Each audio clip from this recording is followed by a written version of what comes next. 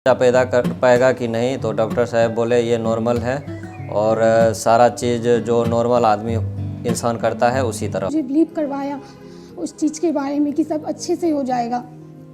और मैं बहुत डर के जब बोले कि कोलकाता जाना है बच्चे को ऑपरेशन कराने के लिए, तो मैं पूरी डर गई थी कि मेरे बच्चे के साथ क्या होगा। जब मैं सर से यहाँ पे आकर बात की तो मुझे सब प्रॉब्लम ही सॉल्व लगा। मेरा नाम राकेश शर्मा है, मेरे बेटा का नाम सत्यम कुमार, मेरी वाइफ रूबी देवी, और ये मेरा दूसरा लड़का है।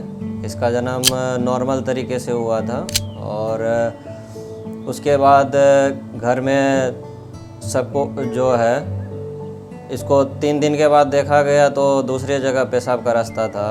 और उसके बाद जब ये बार बार बोल रही थी हमसे कि डॉक्टर को पता लगाने के लिए, और अगल बगल के डॉक्टर से पूछे तो उसको ये इसके बारे में जानकारी नहीं था।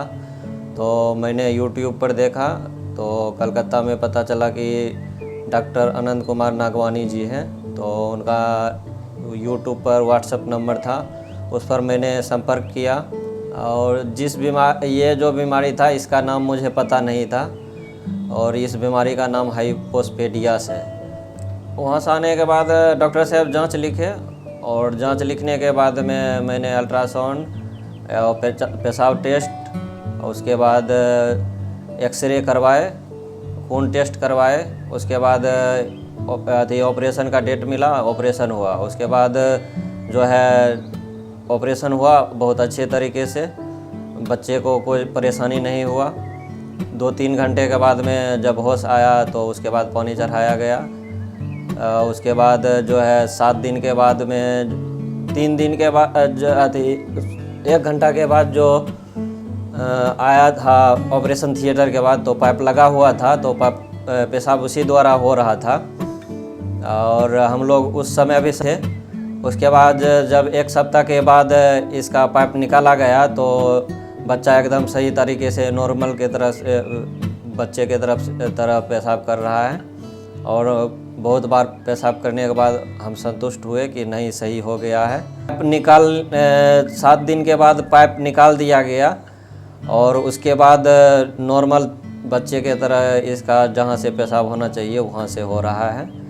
और डरने का कोई बात नहीं है, बच्चे को कुछ नहीं होता है। बहुत अच्छे द्वारा यहाँ व्यवहार किया जाता है। डॉक्टर साहब भी अपने घर के तरह व्यवहार करते हैं, और यहाँ का जितना स्टाफ है वो भी घर के ही तरह व्यवहार करते हैं। और उसके बाद मैंने डॉक्टर साहब से पूछा कि इसका डरने की बात नहीं है।